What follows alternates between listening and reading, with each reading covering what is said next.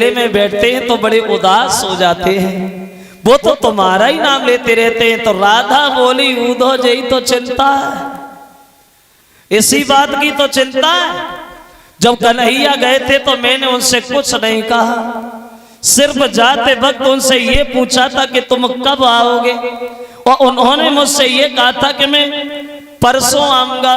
इसके अलावा राधा बोली उधो मेरी उनसे कोई बात नहीं भाई। और बोली कि मैंने कछु ना कही,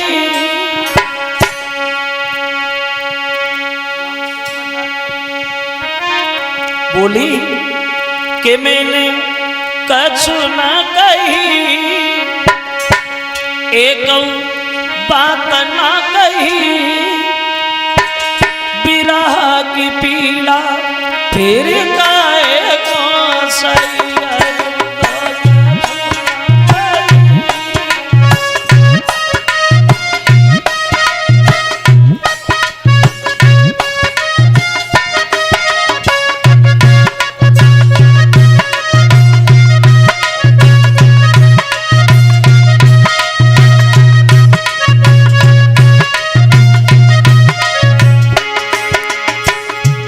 वो दिन हमें याद है बुधा, वो वक्त हमें याद है जहां आप खड़े हो, अरे थोड़ी सी माखन के पीछे घूमे संग हमारे।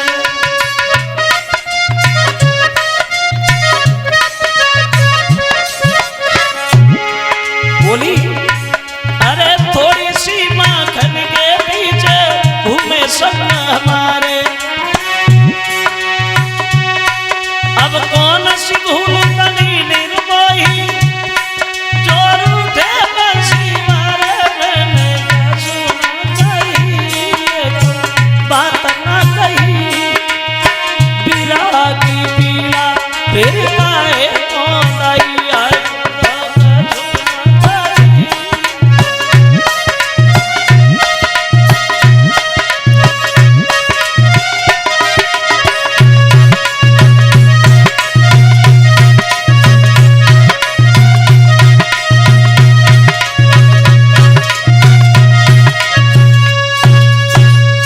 राधा ने जब ये कहा उद्धव से, उद्धव कन्हैया जिस समय गए थे तो मैंने उनसे ये पूछा कब आओगे, उन्होंने ये जवाब दिया परसों आऊंगा।